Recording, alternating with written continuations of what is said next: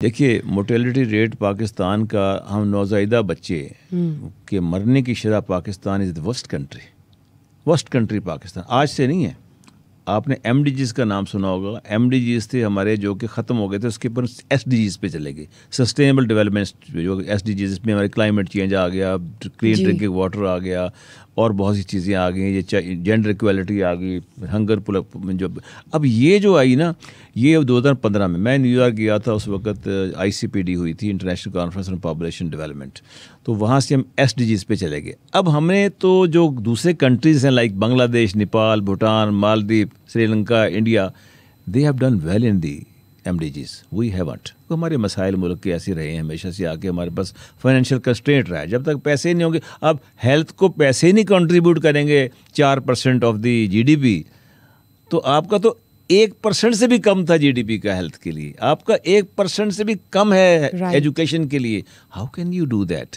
कैसे आप बेहतर कर सकते हैं एजुकेशन को, हेल्थ को? लिहाजा जो बच्चों के मरने की शरह सबसे ज़्यादा, हमारी औरतों के ज़िंदगी के दौरान मरने की शरह सबसे ज़्यादा। उस वक्त जब मैंने एक Pakistan demographic health survey launch किया था, बड़ी बुक होती है आगे, हमने सेंसिटाइज किया सारे सूबों के अंदर बड़े लोगों, सबकी गवर्नमेंट्स के साथ हमने शेयर किया। तो UNFPA के कंट्री हेड मिस्टर राबी थे श्रीलंकन में, कि mister Khan what we can do for you? I said I want to hold an international conference on MDGs 4, 5, 6। ये यही थे तीन, HIV, AIDS, चाइल्ड मोर्टेलिटी और मैटरनल मोर्टेलिटी। अब आप देखिए कि पहली कॉन्फ्रेंस पाकिस्तान की किसने की? उसने कहा go head mister Khan, we will finance. Government of Pakistan में खर्चा कोई नहीं किया उन्होंने। जितने डेलीगेट्स बाहर से मंगवाए थे सारे की पेमेंट UNFPA ने की। और हमने नस्ट में जो डॉक्टर शफाक साहब होते हैं वहाँ, उनसे मेरे फाइनेंस सेक्रेटरी भी रहे, स्पेशल मैं जॉइंट सेक्रेटरी फाइनेंस था उन दोनों में, तो उन्होंने, मैंने कहा जी मुझे अपना दे दें जो आपका ऑडिटोरियम है, तो उन्होंने ऑडिटोरियम दिया था। हमारे उस वक्त थे एहसन इकबाल साहब, सारा ज़ुल्ताड़ साहब, ये हेल्थ की मिनिस्टर थी, तो बहुत अच्छी वो कॉन्फ्रेंस हुई। तो ये पहली वाहिद कॉन्फ्रेंस है जो कि गवर्नमेंट के लेवल पे आज तक हुई है। तो हम प्रॉब्लम ये होता है कि चीज़ों को कंटिन्यूटी लेके नहीं चलते आगे, हमारी जो नहीं है, एब्सोल्युटली हमारी पॉलिसीज़ में कंटिन्यूटी नहीं है। सबसे बड़ा प्रॉब्लम ये है। पब्लिक प्राइवेट पार्टनरशिप में मैंने किया काम, जो कि बांग्लादेश हमारे से बहुत आगे, इंडिया हमारे से आगे है, कोरिया हमारे से आगे है, वियतनाम हमारे से आगे है। पब्लिक प्राइवेट पार्टनरशिप, हमारे यहाँ पैसे नहीं है ना, पैसों की कमी है ना, टैक्स इकट्ठा नहीं होता, रेवेन्यू होता, उस जगह पे फिर वहाँ पर public private partnership is the best answer. जो आज बिलावल साहब भी कल कह रहे थे कि ये वो ना प्राइवेटाइज ना करें, पब्लिक प्राइवेट पार्टनरशिप में करें, जैसे सड़कें बनती हैं। तो ये बताइए कि इसको कॉप करने के लिए, इन चीज़ों को जैसे कहते हैं ना कॉम्बैट, या इनको कॉप अप करने के लिए क्या स्ट्रेटजीज होनी चाहिए जो कंसिस्टेंसी से चलती जाए? देखिए, बात ये है political stability, that is the answer. जब तक हमारे मुल्क में पॉलिटिकल, यानी आप देखें गवर्नमेंट्स कम एंड गो, ठीक है, आज की अपोजिशन है, कल रूलर है, कल की रूलर है, आज अपोजिशन है, ठीक है, लेकिन एक मुआहदा होना चाहिए आपस में तमाम पॉलिटिकल पार्टीज़ का। ये इश्यूज़ हैं क्या? ओवर पॉपुलेशन को एड्रेस करना है, हमने औरतों की एम्पावरमेंट करनी है, हमने चाइल्ड अब्यूज़ ख़त्म करनी है, हमने ये जो ऑनर किलिंग ख़त्म करनी है, हमने जनाब ये देखे ना हर दूसरे दिन अवेयरनेस होनी बहुत, हमने ये क्लाइमेट चेंज पे कोई कंप्रोमाइज़ नहीं करना, ये भट्टे शट्टे बंद करेंगे और ये फसलों में बाकियात जलाने वाली बातें हैं, जो फसल की बाकियात को जलाते हैं, ये हर कीमत भी होगी, कंप्रोमाइज़ नहीं होगा। लेकिन कंप्रोमाइज़ हो जाता है।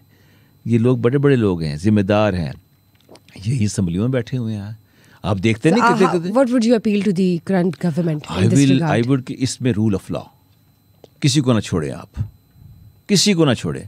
मुझे बात बड़ी अच्छी लगी है कि मुफ्ती इस्माइल साहब ने भी कहा ना कि जो टैक्स नहीं देते लोग, ताजिर टैक्स नहीं देते या बड़े लोग टैक्स नहीं देते, बड़ी बड़ी गाड़ियाँ हैं, बड़े बड़े घर हैं, फार्म हाउसेज हैं, आप उनके जरा टैक्स तो देखें। आप हमारे बड़े बड़े पॉलिटिशियंस को देखें, उनके देखें क्या उनकी किस तरह टैक्स आ रही हैं, जो टैक्स दे रहे हैं वो उनकी देखें रसीट क्या है, आप हैरान रह जाएंगे। कई लोगों के कहते हैं कि हम बड़े बड़े लोग हैं, कहते हैं मेरा गाड़ी कोई नहीं है।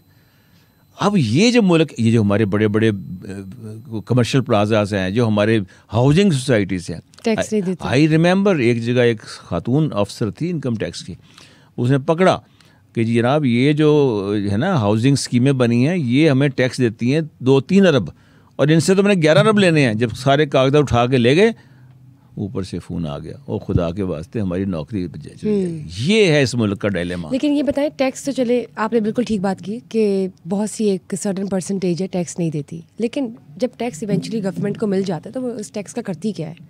उस टैक्स से डेवलपमेंट करती है, उसी से डेवलपमेंट होगी ना सारी। पे वो पैसा लगता है, वही तो लगेगा ना। यही तो प्रॉब्लम है। यही प्रॉब्लम है कि हमें IMF कहता है जी कि आप टैक्स जो है वो लगाएं। अब टैक्स भी बड़ी सिंपल सी बात है कि टैक्स ज़्यादा मत लगाओ, टैक्स को ब्रॉडन करो।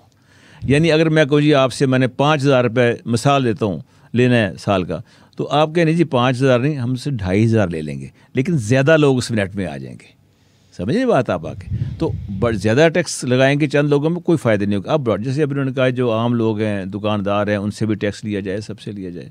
तो हालात इस तरह हैं कि हमने बड़ी मौजें उड़ाई हैं, ठीक ठाक हमारे लोगों ने, जो हमारे मुल्क में रूलर्स रहे हैं, ब्यूरोक्रेट्स भी रहे हैं। ब्यूरोक्रेट्स का तो मैं I don't advocate them, because मुझे मालूम है कि ब्यूरोक्रेसी भी a part and parcel of this whole scenario में जो फियास्को हमारे से चल रहा है उसमें वो भी शामिल रहे हैं आके, ये सब इसमें शामिल थे। हमारे यहाँ लोगों में ये ख्याल नहीं आता कि अगर किसी को गलत काम के लिए ब्यूरोक्रेट को कहा जा रहा है तो उसमें इतना मॉरल करेज हो, सर मैं नहीं कर सकता। वो कहते अच्छा सिटो बार के गिलगत भेज दे उन्होंने आके, अच्छा जी इसको जनाब सस्पेंड करवा देंगे आके, इसको कोई बहाना लगा देंगे आके। अंग्रेज़ जो था ना उसे रूल किया इस मुल्क में, अगर वो कहता do this job, no sir, oh well done, वो अप्रिशिएट करता था। हमारे यहाँ लोगों के अंदर साइकी ये है कि यार इसको जुर्रत कैसे हुई मेरे ना करने की, हाउ डेयर। तो ये है हमारा मुआशरा। हमारे यहाँ रूल ऑफ लॉ बहुत इंपॉर्टेंट है। हम इक्वलिटी बिफोर लॉ, कॉन्स्टिट्यूशन हमारा ये कहता है कि हम सब बराबर हों। अब एक जुर्म किया एक आदमी ने, बड़े आदमी ने, और एक गरीब आदमी ने। बड़ा आदमी तो जनाब वो सबसे पहले तो वो खुद बुलाता है कि मेरे को आओ तुसी किन्ने मेरी तफ्तीश करनी है कि मैं तो को नहीं आना। This is the problem. तो लिहाजा प्रॉब्लम, ये प्रॉब्लम हम खुद से इक्वल नहीं देखते सबको। Exactly, which has to be somehow revised and rule of law होना चाहिए। यही इशू है हमारे मुल्क के साथ, यही इशू है हमारे यहाँ। डोर पे नहीं काबू पाया जा, पतंगबाजी भी नहीं का यार, पतंगबाजी दुनिया जहान में इससे भी ड्रेडफुल किस्म के फेस्टिवल होते हैं। तो इसका मतलब ये तो नहीं आप पतंगबाजों को पकड़ें, डोर वालों को पकड़ें। एक लोग आते हैं, दुनिया आती है बाहर से, ओवरसीज से पाकिस्तानी आते थे पतंग उड़ाने के लिए, लेकिन हमने ख़त्म कर दिया। क्यों जी? उससे भाई आप उसको काबू करें ना आके। वो जो ऐसी चीज़ें बना रहे हैं, धाती तार इस्तेमाल कर रहे हैं, आप क्या करते हैं? एक बच्चा मोटरसाइकिल पर जा रहा है रात को, और जनाब करतब दिखा रहा है, पकड़ते हैं उसको, सुबह पकड़ते हैं, शाम को छोड़ देते हैं। जरा देना 3 महीने कैद करें, चक्की चलवाएं उसकी, पता लगे उसे आके। तो सर ये बताइए, अभी आपने बात की कि ब्यूरोक्रेट्स अगर इनकार करते हैं तो उन्हें सस्पेंड कर दिया जाता है, या इवन के टर्मिनेशन की तरफ भी काफ़ी देखे गए हैं। तो आपने अपने इस ब्यूरोक्रेटिक लाइफ में इन चैलेंजेस को क्या फेस किया? देखिए, चैलेंजेस जो होते हैं मेरे पास भी बहुत थे, ऐसे आए जहाँ मैंने फ़ेस किया आके। मसलन एक जगह ऐसी जगह थी कि जहाँ पर कोई 2 अरब रुपए मेरे पास पड़े हुए थे इन्वेस्टमेंट करने के लिए, और वो एक कम कीमत पर पंजाब गवर्नमेंट उसका दे रही थी, इंटरेस्ट हमें से 9.5% दे रहे थे। मैंने कहा भाई ये तो दूसरा बैंक जो अल्फला बैंक है या कोई और बैंक है, ये तो 10.5% दे रहा है, तो ये करें। अब प्रेशर तो था उधर से, क्योंकि पंजाब गवर्नमेंट का जो बोर्ड ऑफ डायरेक्टर का चेयरमैन वो चीफ सेक्रेटरी पंजाब खुद होता है आके, और मैं उस पंजाब गवर्नमेंट को ही सर्व कर रहा था। तो मैंने कहा नहीं, आप इसको 10.5% करें, मैच करें, अदरवाइज़ मैं दूसरे बंदे को दे दूँगा। अब वो जब हुआ तो वो यहाँ एक थे, उनका नाम ही मैं लेना चाहता, उन्होंने वो कर दिया 10.5। अब 2 अरब पे जब 10.5% हुआ तो 2 करोड़ का फ़ायदा पहुँच गया ना महकमे को। तो मुझे बड़ी खुशी आज तक इस बात की है कि मैंने 2 करोड़ का फ़ायदा किया। फिर इस तरह एक जगह बिल्डिंग बन रही थी, सब चीज़ें होती हैं। कई जगह ऐसी होते लगता है कि आप डेडलाइन है, आप ठेकेदार हैं, आप कंसल्टेंट हैं, आपने कहा जी ये तारीख इस तारीख तक कंप्लीट होनी चाहिए, तो मैंने कहा भी ये कंप्लीट नहीं हुई तो आप फिर फ़ाइन होना चाहिए। फ़ाइन लिखा होता है इसके अंदर, कॉन्ट्रैक्ट के अंदर लिखा होता है, तो उसको हम 4 को करते हैं। मैंने कहा ठीक है, तो आप 4 को कोई भी करना चाह रहा है, मैंने अपना लिख दिया उसके ऊपर कि ये इसके अंदर चीज़ें हैं, आप लिख दें। आगे अगर उसका बॉस अगर करना चाहता है ऊपर वाला, तो उसको ओवर रूल करना चाहता है तो कर ले, ठीक है कर ले, आपने you have done your job. मैंने कई लोगों को देखा है, कई लोगों के साथ हुआ इस तरह, जहाँ उनको कहा गया कि आप गलत काम करें, ये करें या ऐसा बैक डेट में करें, उल्टा करें, तो उनको फिर उन्होंने सजा दी बाकायदा, किसी ना किसी चक्कर में घेर लिया, और नतीजा ये हुआ कि फिर वो दूसरे मसलों में फंस गया आके। तो ये चीज़ें हमारे यहाँ चलती हैं।